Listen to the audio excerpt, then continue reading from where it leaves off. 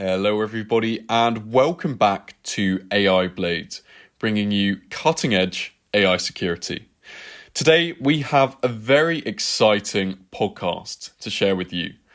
I'm going to be looking at the 2024 State of AI Security report by a company called Orca Security. Now, Orca Security is more focused on cloud-based security based on their blog page, their company homepage, but they have decided to use all this data they have around organizations they serve and come up with some aggregated statistics and then format this in a report. The report is absolutely fascinating and it really gives us a good insight into what the state of AI security actually is, although it does have some shortcomings. So generative AI now features in the production environments of several large organizations, yet very little research has actually been done surrounding its security. For this reason, I'm very excited to read through the report, analyze its key findings, and consider the future of AI security. To begin, let's summarize some of the key findings. Orca put forward 3 high-level findings in their executive summary. Number 1, more than half of organizations are deploying their own AI models. So this isn't really a groundbreaking finding. I mean, based on my own experience, I could guess that more than half are actually doing this, but confirming the figure does highlight the relevance of AI security. Next, number 2, default AI settings are often accepted without regard for security. So Orca gives us several examples for this statistic, and the key headline figure is that 45% of Amazon SageMaker buckets use non-randomized default bucket names, which can be guessed by attackers. So if a future vulnerability is found in a default setting, this may open up an attack vector into several organizations at the same time. And key finding 3, most vulnerabilities in AI models are low to medium risk. So currently 62% of organizations have deployed an AI package with at least one CVE. And this is associated with an average CVSS score of 6.9. This may sound bad on the surface. Only 0.2% of these vulnerabilities have a public exploit.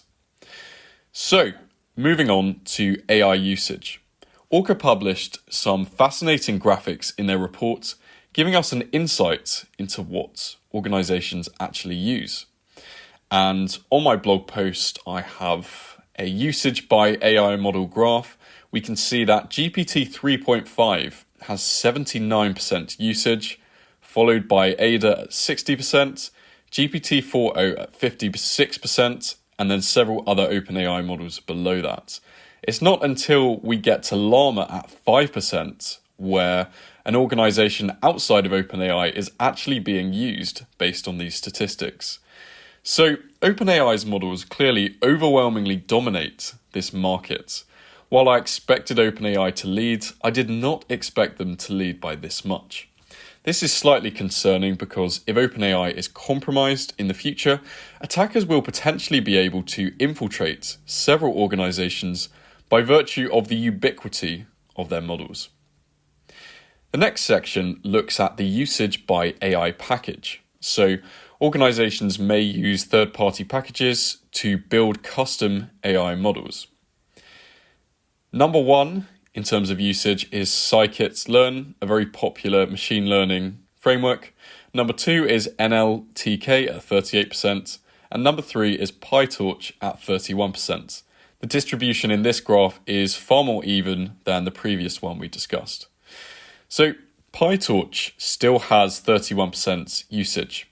This is mildly concerning because PyTorch uses pickle files, which can lead to remote code execution if they are deserialized insecurely. I actually wrote an article about this, so feel free to check out my blog or previous podcasts about how Hugging Face was compromised in this manner. Okay, moving on to the next main section. This is about vulnerabilities in AI packages. So Orca basically looked at which packages organizations have deployed, and then checked for any CVEs in this package. The graph seems more alarming than it actually is. So at the top, we have Streamlit with 87% usage, and Streamlit has a CVE, so this correlates to a high percentage of organizations technically having a CVE deployed in their AI package. I want to take a second to pause because this sounds a lot worse than it actually is. A CVE is simply a kind of like a classifier for a vulnerability, but not all of these vulnerabilities are actually exploitable or have publicly available exploit code. A lot of the lower severity CVEs actually need to be chained with other vulnerabilities to make them effective in an exploit chain. So this figure is not nearly as alarming as it appears, and only 0.2% of these AI CVEs actually have publicly exploitable code. Having said that, Orca did make a valid point, which is that medium or low risk CVEs can still constitute a critical risk if they are chained with other vulnerabilities in a target environment. This is a perfectly valid point, and it does apply to all branches of technology, not just AI. Okay, moving on to exposed AI models. So for this one, Orca cited a recent case study by Aqua Security. When a user created an Amazon SageMaker canvas, so this is, I'm not familiar with Canvas myself, but this is basically a tool on AWS to facilitate with AI. The service automatically creates an S3 bucket with a default naming convention. So it creates it with SageMaker, then a hyphen, then the region, then a hyphen, and finally the account ID. So we have SageMaker, region, account ID. And if the bucket is public, attackers only need to know the region and account ID of the SageMaker Canvas instance to be able to view its contents. Since the research was released, Amazon have begun adding a randomized number to new default SageMaker buckets. However, 45% still have this old, guessable name. And this case study really highlights a lack of awareness around AI security, causing many organizations to still have vulnerable AI infrastructure in their environments. Moving on, we have insecure access. This was actually one of the most interesting parts, in my opinion. So, on the graph, 20% of organizations using OpenAI have an exposed OpenAI access key. 35% of organizations using Hugging Face have an exposed Hugging Face access key. This is a classic issue, developers committing API keys into publicly accessible codebases. However, given we are in 2024, this is a surprisingly high percentage of organizations. Attackers can exploit these keys to perform account theft, data theft, and other attack techniques. If I had to guess before seeing this report, I would have pinned it at a figure of around 5%, I believe. 20%, 35% is very high, and it's concerning. It's very concerning for those organizations. Okay, next up we have misconfigurations. So because generative AI is such a new field, security misconfigurations are incredibly common. In fact, all risks in the OWASP Machine Learning Security Top 10 apply to misconfigurations. Orca Security found that 27% of organizations have not configured Azure OpenAI accounts with private endpoints. So this means they are publicly accessible over the internet and they have public IPv4 addresses. While this arguably isn't a misconfiguration, it increases the attack surface of an organization, and this could lead to exploits down the line, such as data theft.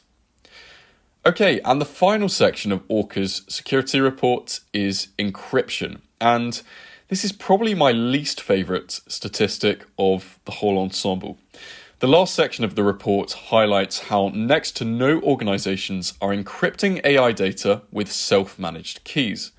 On the diagram, they show that 98% of Azure OpenAI accounts do not use encryption at rest with self-managed keys. So I want to pause for a sec and focus in on the wording of this, primarily the self-managed keys part. So Orca was not able to gather data on whether these organizations are using other keys for the encryption, such as keys managed by third parties, and this makes it really difficult to draw any solid analytical inferences about the state of encryption as a whole for AI data. So to wrap this up, Orca's report is insightful and draws several valuable conclusions on the state of AI security in 2024. The main underlying theme I take from it is that organizations are rapidly integrating AI solutions into their infrastructure, yet they don't fully understand the security risks. We are yet to see a high severity vulnerability in an AI product being exploited by attackers in the wild. However, based on this report, it seems like several organizations will be simultaneously affected in such a scenario, causing devastating impacts and lessons learned for the future. Okay, thank you so much everybody for listening. I really enjoyed reading through this report and coming up with my own summary. If you enjoyed this, please reach out to me and leave some comments, and I look forward to seeing you in the next one.